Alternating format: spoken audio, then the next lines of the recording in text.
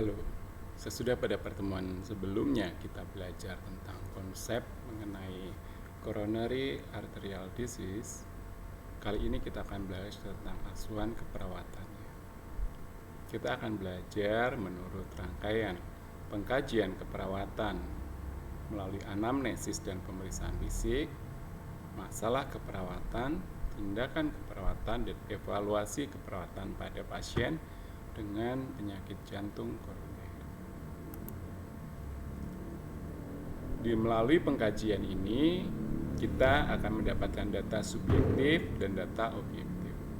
Data subjektif kita akan dapatkan melalui teknik anamnesis atau dengan metode anamnesis.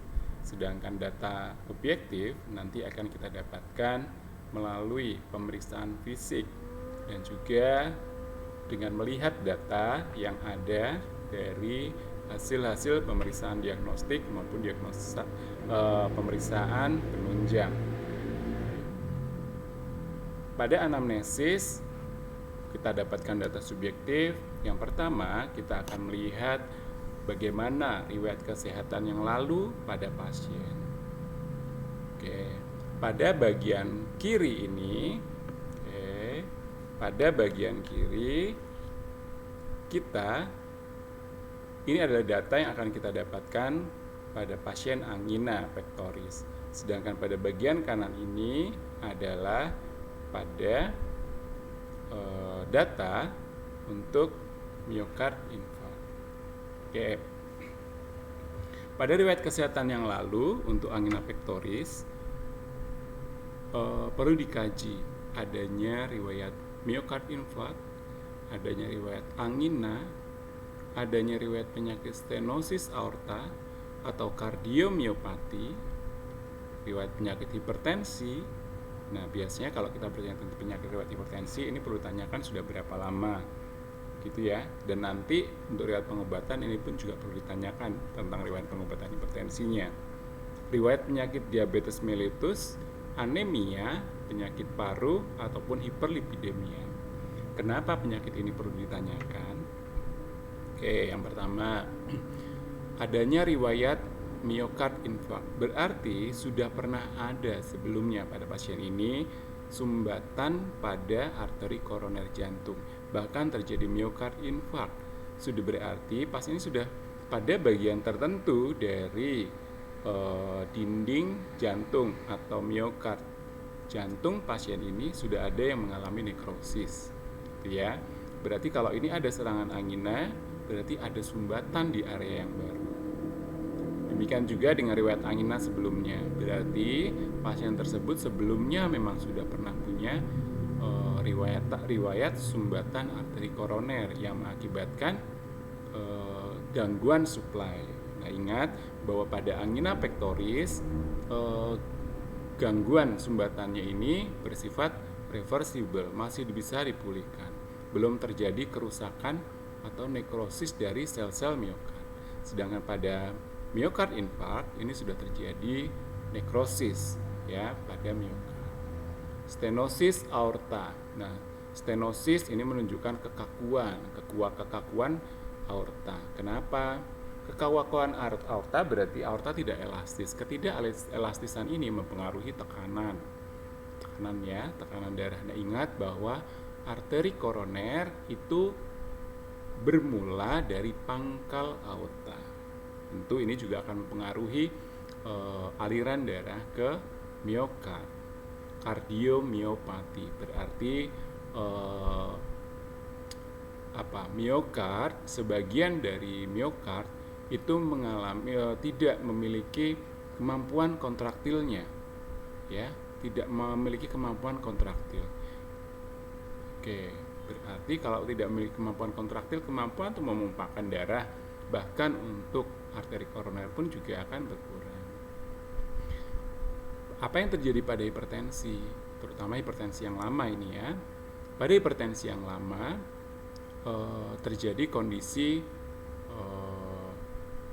kekakuan pembuluh darah. Selain itu, dinding jantung juga bisa mengalami penebalan. ya, karena hipertensi yang lama sebagai mekanisme kompensasi dari beban kerja jantung yang meningkat karena terjadi resistensi arteri yang terlalu tinggi. Jantung berusaha memompakan darah dengan lebih kuat, akibatnya terjadi pembesaran dinding jantung, ya, atau kardiomegali, ya. Oke, ini untuk hipertensi. DM, kita tahu bahwa pada DM terjadi gangguan sirkulasi juga karena komponen-komponen darah yang menjadi terlalu kental atau menjadi lebih viskositasnya menjadi lebih kental, gitu ya.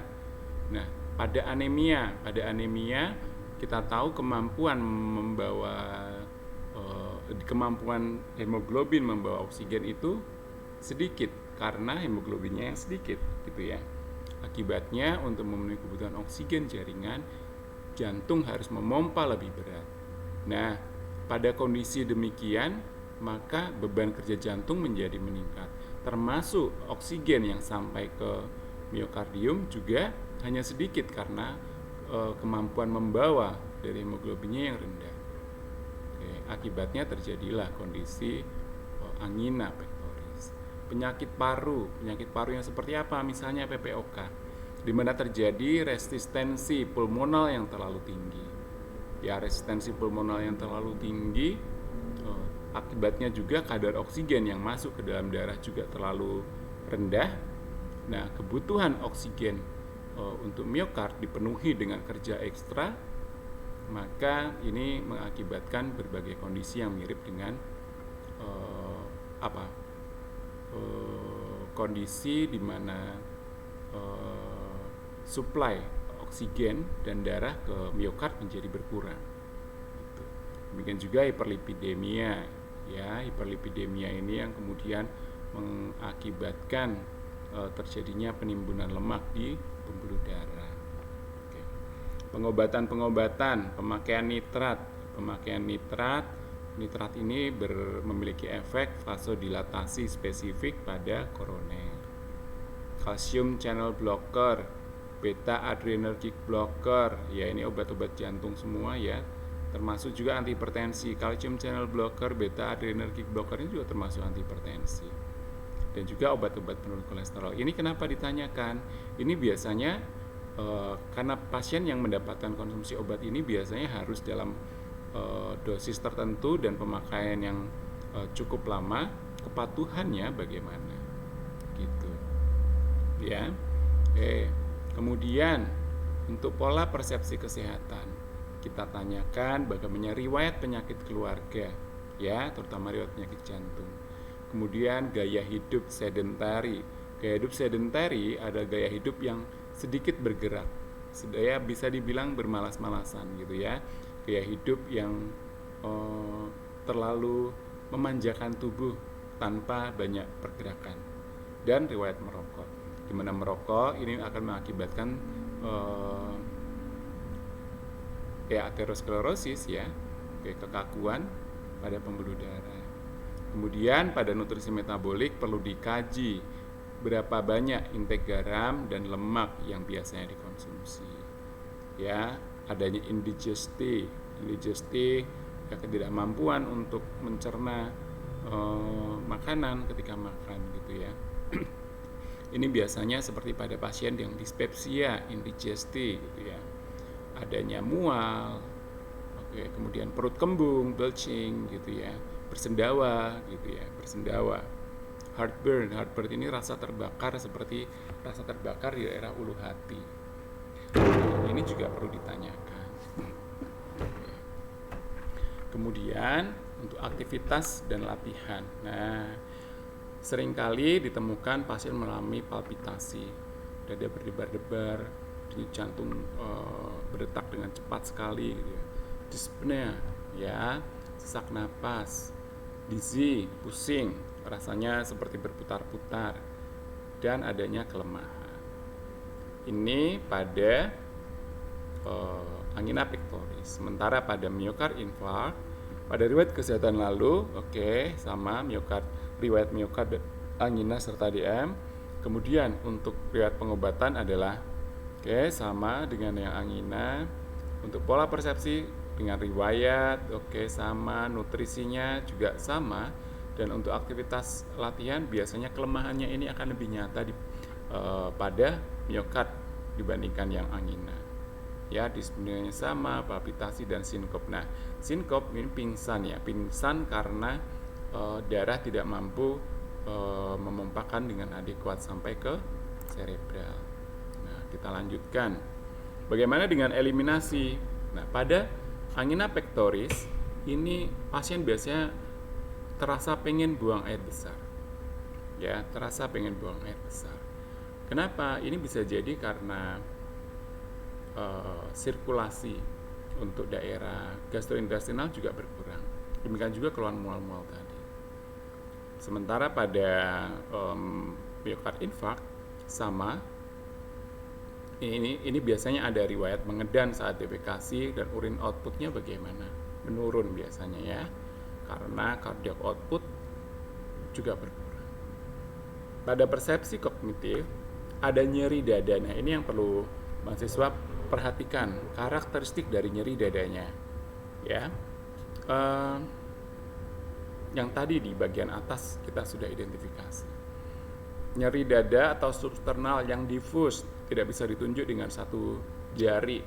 Bisa juga dideskripsikan nyerinya sebagai rasa seperti diperas, diremas, dijepit gitu ya. Ditekan, tertekan benda yang sangat berat. Nyerinya bisa bersifat tajam gitu ya. Nah, ini berlangsung kurang dari 20 menit. Menyebar kemana? Ke rahang, leher, pundak, punggung, ke bagian kiri gitu ya. Nah, ini biasanya berhubungan dengan faktor presipitasi. Apa tadi? Misalnya stres fisik, stres psikologis gitu ya, saat sedang beraktivitas. Nah, keluhan ini hilang dengan istirahat atau pemberian nitrat. Bisa juga disertai dengan parestesia lengan, seperti kesemutan di daerah lengan kiri terutama. Nah, kemudian dikaji juga untuk toleransi terhadap stres dengan mekanisme copingnya. Tanyakan adakah stres berulang, muncul, selesai, muncul lagi, selesai, muncul lagi, atau terus menerus mengalami kondisi stres.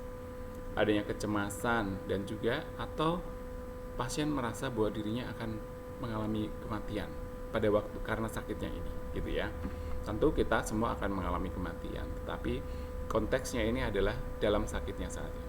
Sementara pada myocard infarct, urin output makan sudah, kemudian persepsi kognitif yang tadi nyerinya bisa jadi nyerinya prekordial ya. Prekordial berarti di bagian depan sini, atau substernal di bagian dalam. Nyerinya ini terlebih hebat dibanding dengan angina dan berlangsung lebih lama. Ya, lebih dari 30 menit sampai 2 jam.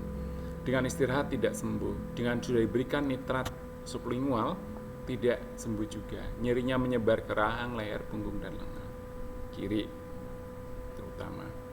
Oke. Untuk toleransi stres dan coping juga sama.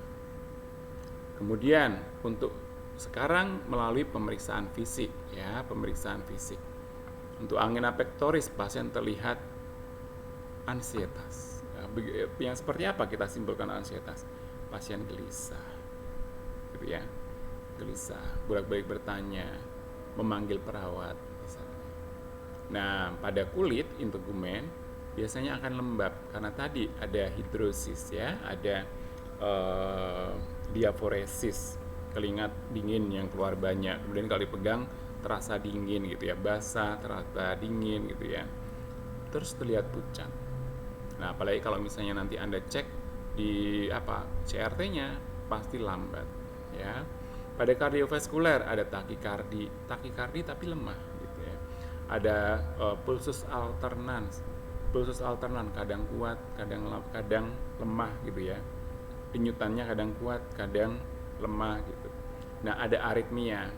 Aritmia ini kita akan kenali dengan EKG, pemantauan EKG. Nah, aritmia ini terutama adalah irama ventrikuler. Nah, kalau kita bicara irama ventrikuler berarti gambarannya nanti QRS-nya ini akan lebar gitu ya. Aritmia tetapi aritmia yang ventrikuler gitu. Karena ada aritmia yang atrial gitu ya. Nah, ada ventricular gallop. Ada juga atrial gallop. Nah, ventricular gallop dan atrial gallop ini adalah bunyi jantung abnormal yang akan dideteksi dengan menggunakan stetoskop. Bagaimana cara mendengarkannya? Oke, nanti akan disertakan link video untuk pemeriksaan ini. Kemudian pada angina pectoris, ketika dilakukan pemeriksaan diagnostik atau penunjang akan ditemukan enzim jantung bisa jadi negatif. Oke, kenapa? Karena belum mengalami kematian gitu ya, angina pectoris gitu. Belum ada kerusakan sel-sel otot jantungnya gitu.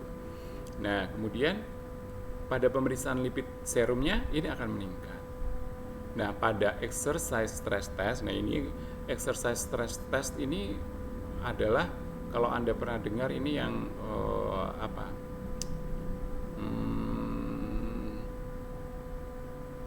treadmill test gitu ya.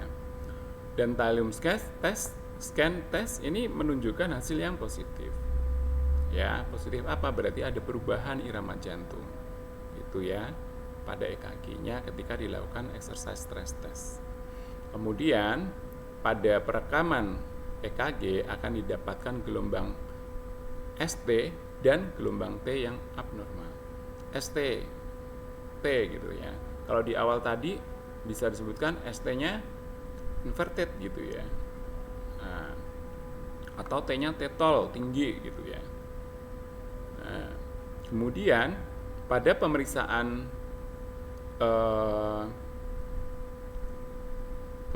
X-ray ya, ini bisa menunjukkan adanya pembesaran atau kalsifikasi jantung. Demikian juga pada X-ray bisa diketahui adanya kongesti pulmonal. Kongesti pulmonal adalah hambatan, terjadi penyumbatan aliran pada vena pulmonalis gitu, di mana terjadi tekanan yang tinggi gitu. Nah, pada pemeriksaan ehokardiografi ditemukan adanya pergerakan dinding jantung yang abnormal. Pada pemeriksaan angiografi ditemukan positif ya pada arteri koroner tentunya. Sedangkan pada myocard infarct secara umum, pasien bisa jadi mengeluh demam, terlihat ansietas, dan gelisah. Pada kulit, raba dingin, lembab, pucat, gitu ya. Pernafasannya mengalami tachypnea dan crackles. Crackles ini apa? Crackles ini adalah bunyi kasar ya, bunyi kasar seperti bunyi kasar ya, bunyi kasar karena adanya cairan. Ya, akan ada cairan di alveoli. Crackles berbeda dari bronchi ya sebenarnya, tapi ada beberapa yang mengatakan sama, tapi ini bisa jadi berbeda ya, crackles.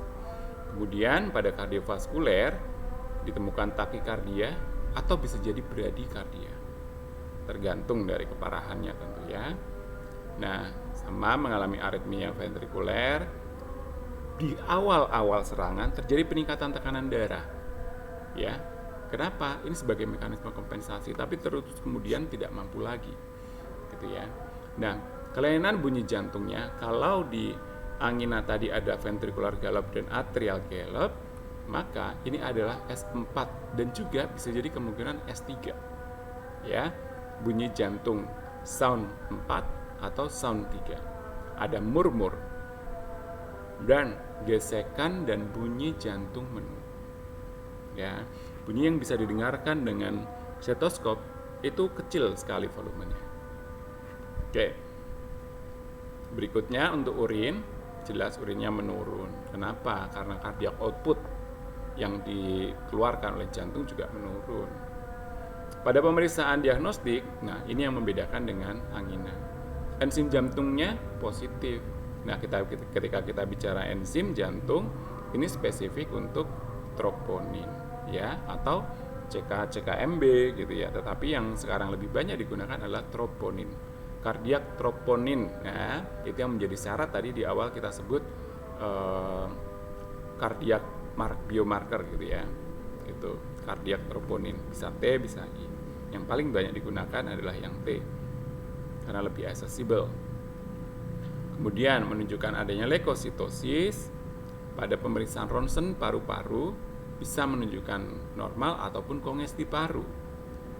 Nah, pada pemeriksaan X-ray juga bisa diketahui bahwa terjadi kardiomegali, ya, kardiomegali, pembesaran jantung. Gelombang Q pada EKG terlihat abnormal, Q inverted misalnya, ya, lebih dari sepertiga tinggi T, atau elevasi gelombang ST sampai T. Nah, ini yang disebut dengan ST elevasi miokard infarct. Nah, atau disingkat STEMI atau inverted gelombang T. Ya. Kemudian kalau pemeriksaan radionuklida ini bisa menunjukkan negatif positif, dan pada arteriografi koroner ini juga positif. Ya. Oke.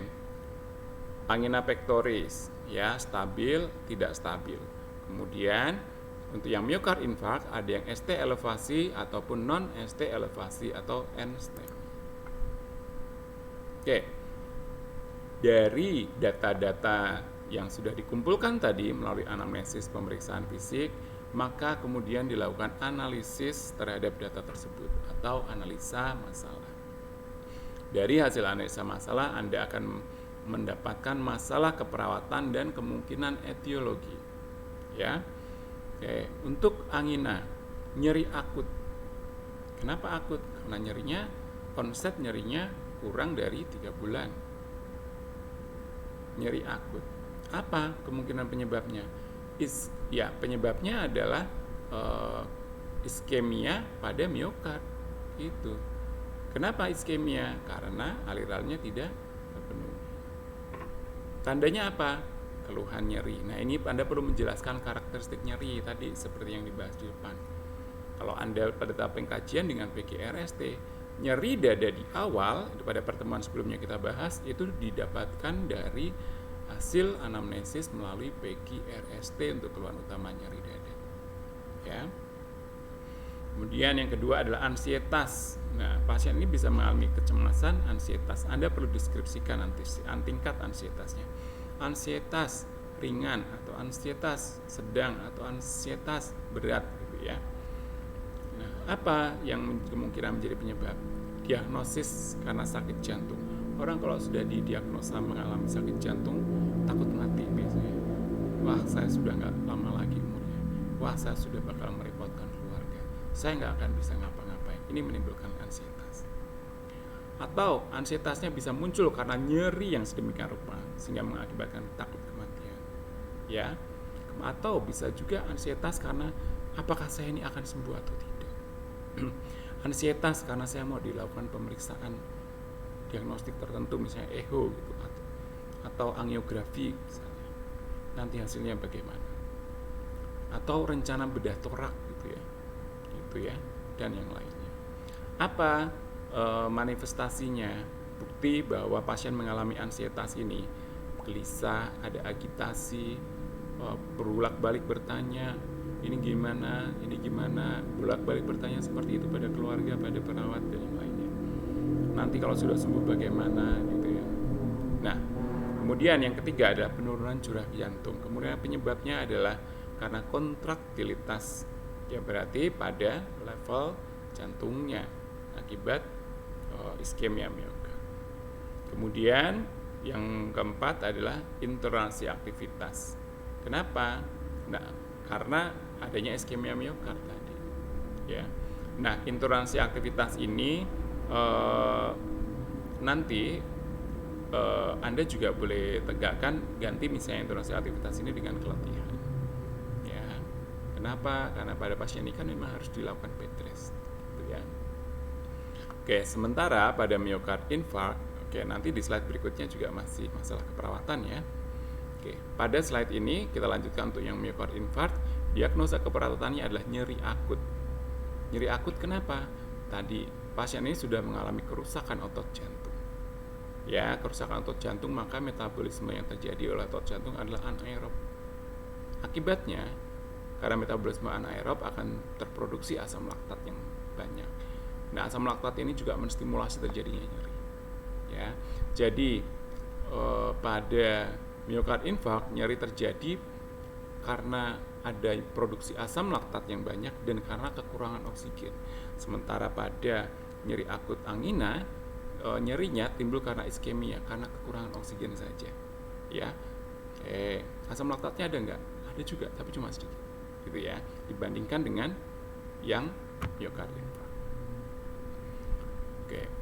Kemudian gangguan perfusi jaringan. Perfusi jaringan apa? Jantung tentu ya. Oke, kenapa? Karena ya curah jantungnya nggak adekuat untuk jantung itu sendiri, gitu. Kenapa? Karena kerusakan miokard. Gangguan perfusi ini mengakibatkan terjadinya nekrosis miokard, sementara nekrosis yang sudah terjadi ini mengakibatkan sel-selnya tidak mampu memompakan darah dengan baik. Akibatnya darah yang dipompakan tidak cukup dan perfusi untuk jantung juga tidak cukup, gitu. Oke. Nah, ini tandanya apa? Tekanan darah menurun. Oliguria, produksi urin kurang dari 100 cc per 24 jam. Ya. Kemudian ada crackles, bunyi kasar karena adanya air di alveoli. Pembesaran hepar ini terjadi karena kongesti ya ke daerah paru, ke vena cava inferior. Edema perifer dan bunyi jantung abnormal tadi S3, S4 gitu ya. Nah, ada juga ansietas. Oke. Berikutnya diagnosa yang kelima dan keenam untuk keempat, kelima, 4, 5, 6, 7 untuk miokard infark.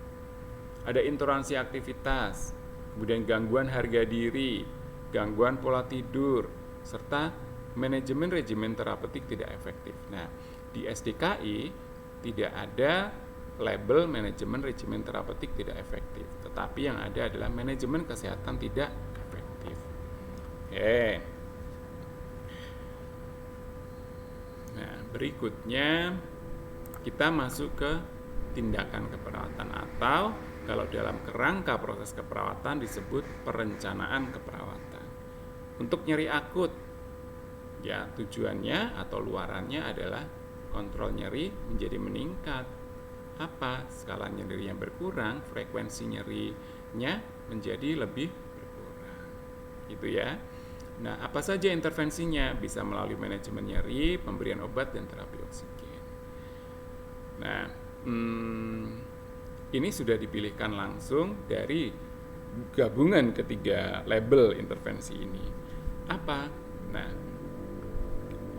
ketika terjadi serangan nyeri akut, ketika sedang terjadi serangan dan perawat ada di situ, yang perlu perawat lakukan adalah pasien harus istirahat, kemudian diberikan oksigen, ya, diberikan oksigen. Kemudian kalau ada nitrat diberikan nitrat, ya. Kemudian sesudah itu ya kalau bisa dapat perekaman EKG, gitu ya. Kalau misalnya sedang di rumah sakit misalnya, ya pemberian oksigen, pemberian nitrat, jalur infus harus sudah terpasang. Nanti kan ini masih bisa dengan nitrat, pasti sudah istirahatkan, maka akan berkurang. Tetapi untuk yang miokard infark bisa jadi harus diberikan morfin, ya, morfin kemudian diberikan obat pengencer darah, ya, antikoagulan.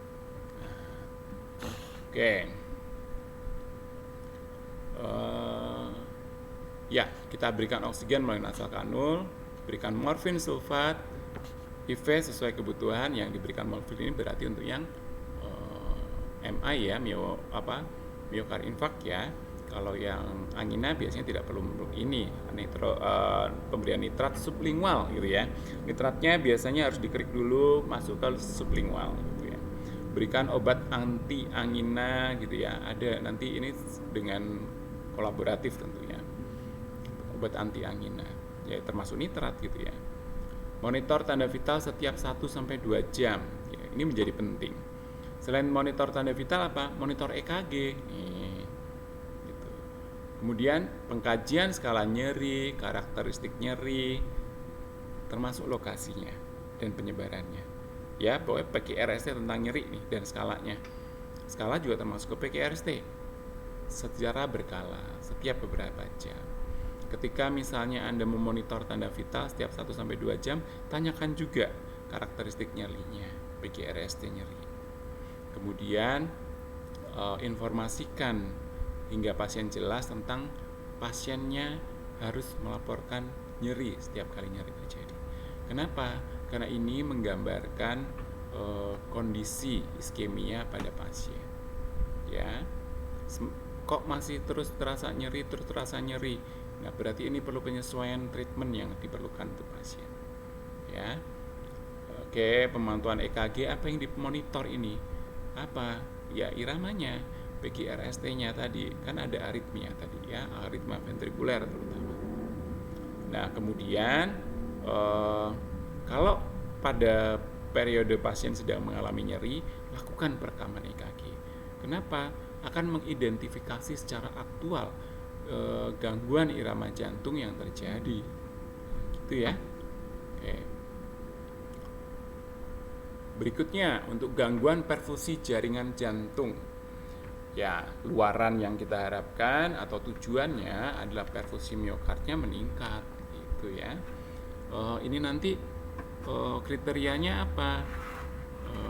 Kriterianya kalau perfusi miokard meningkat, maka denyut jantungnya akan menjadi lebih stabil. Kalau perfusi miokard meningkat, nanti cardiac outputnya juga akan meningkat. Ya, oke.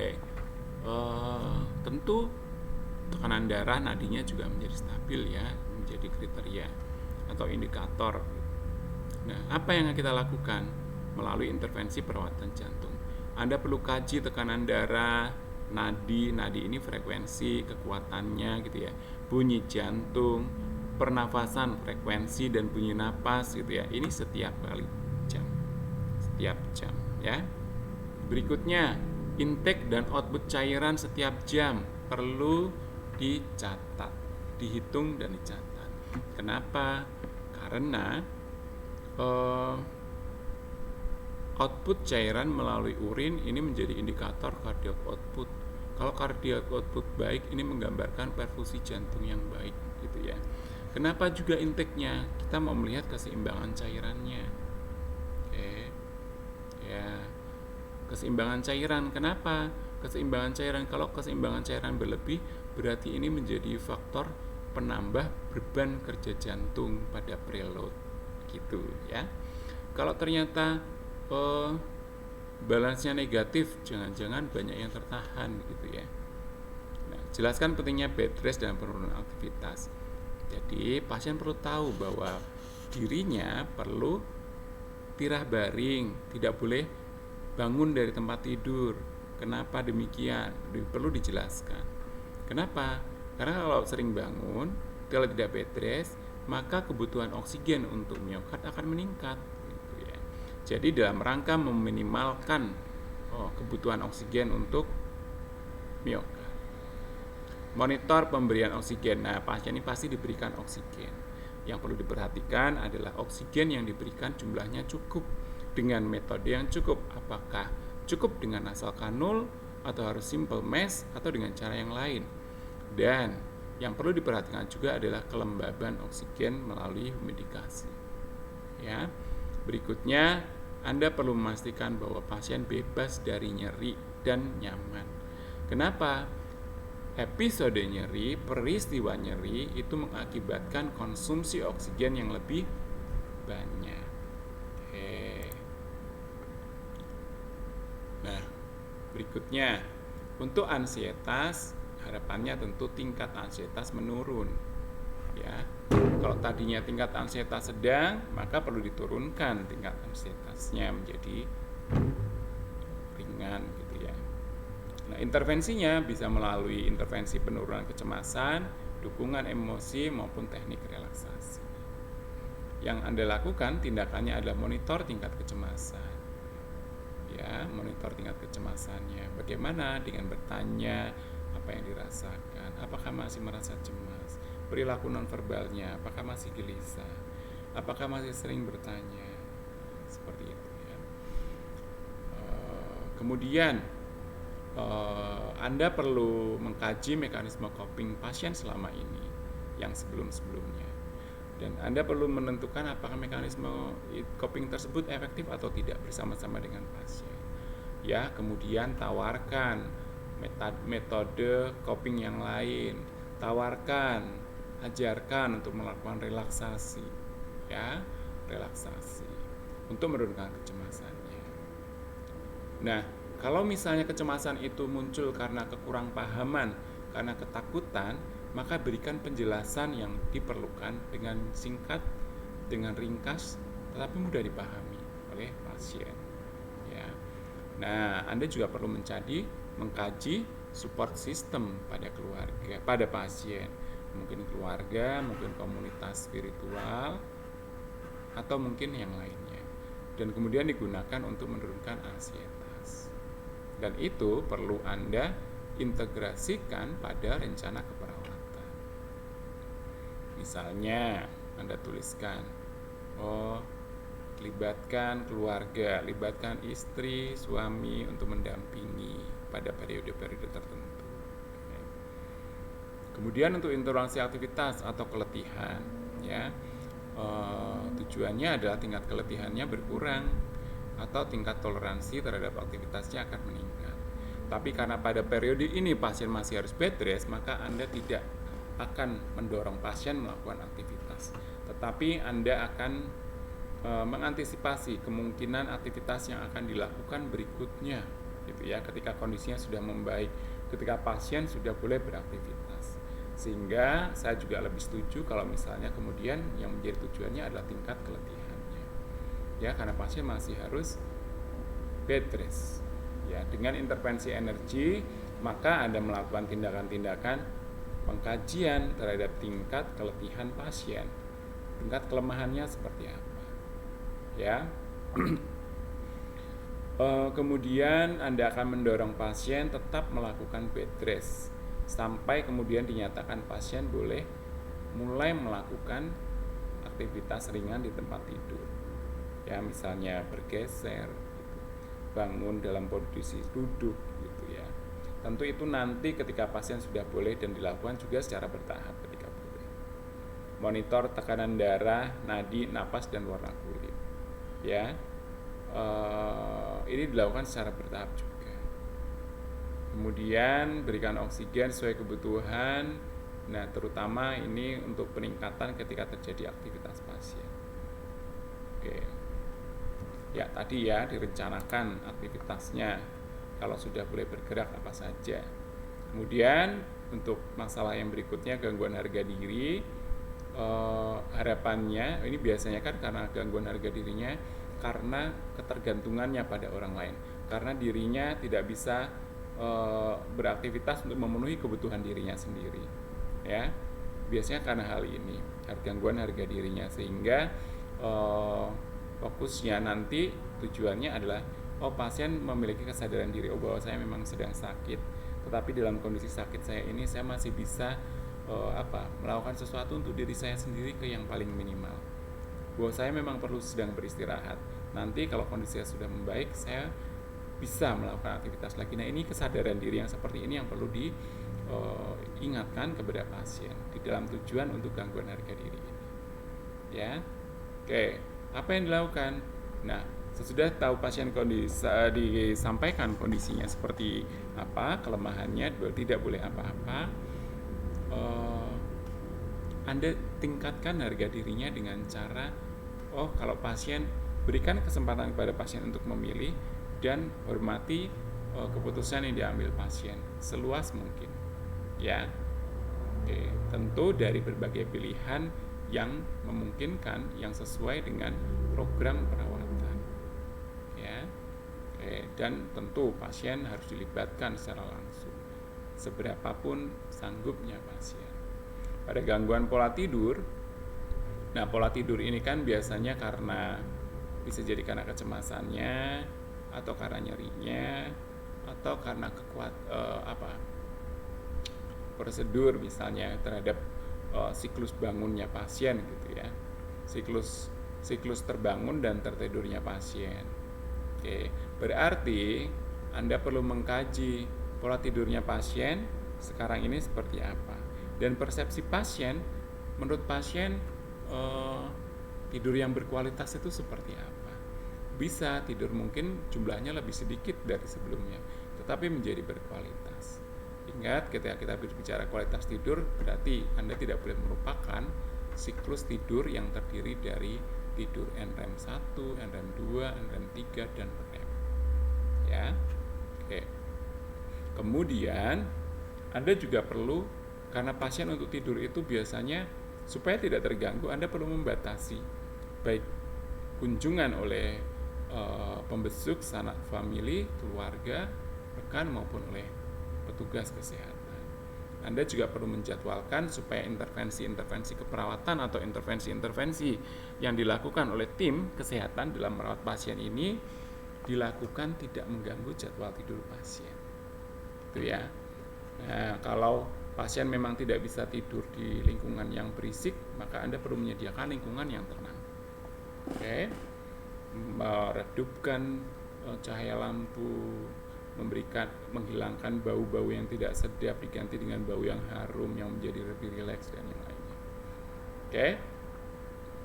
Nah, kalau pasien memang kondisinya stabil, artinya tidak perlu diukur tanda-tanda vital setiap jam, maka kalau saat itu pasien sedang tidur, tunda dulu pengukuran tanda-tanda vitalnya. Kenapa? Karena pasiennya sudah dalam kondisi stabil, biar saja tidur dulu. Nah, itu untuk meningkatkan pola tidur pasien. Ya, sementara untuk manajemen kesehatan yang tidak efektif, ini biasanya terjadi karena kekurangnya pemahaman. Maka Anda akan meningkatkan pengetahuan atau pemahaman pasien dengan cara melakukan edukasi. Untuk melakukan edukasi ini, Anda perlu mengkaji apa yang sudah dipahami oleh pasien tentang regimen terapeutiknya. Gitu ya. Ketika bicara regimen terapeutik, berarti program terapeutiknya. Ya, bukan hanya pengobatan saja, tapi termasuk perawatan, diet, perubahan pola perilaku. Nah, itu perlu dipastikan bahwa pasien memahami itu atau tidak. Kalau tidak, maka itu termasuk menjadi bahan untuk diedukasi kepada pasien. Ya.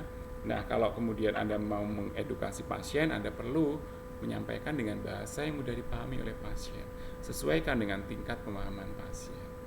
Oke.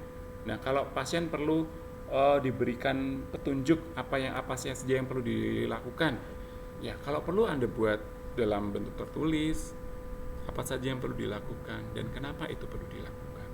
Kenapa? Karena dengan mengetahui alasan kenapa sesuatu itu perlu dilakukan, ini akan meningkatkan kepatuhan. Ya. Kemudian, melibatkan keluarga, ya, melibatkan keluarga di dalam rencana perawatan, terutama nanti kalau pulang di rumah. Itu apa saja yang perlu dilakukan oleh keluarga, oleh pasien, gitu ya. Nah, ketika nanti juga menyiapkan pasien untuk di rumah, berikan instruksi secara spesifik, misalnya boleh makan yang mengandung tidak boleh makan yang makanan yang mengandung lemak, atau mengurangi makanan yang mengandung lemak. Nggak cukup seperti itu, tapi harus dijelaskan apa yang boleh, tahu berapa banyak, terus diapakan, apakah digoreng, dikukus, atau bagaimana, misalnya seperti itu ya. Termasuk ketika kapan harus segera kembali ke rumah sakit, ketika ada keluhan ketidaknyamanan itu apa? Nah, itu perlu dituliskan ya. Oke, demikian akhir dari diskusi kita, penyampaian materi tentang asuhan keperawatan pada penyakit jantung koroner, angina pectoris, stable and unstable angina pectoris, myocard infarct dalam bentuk STEMI, ST elevasi myocard infarct, maupun non ST elevation cardiac infarct, myocard infarct. Demikian, semoga menambah pengetahuan kita semua dan bermanfaat. Terima kasih.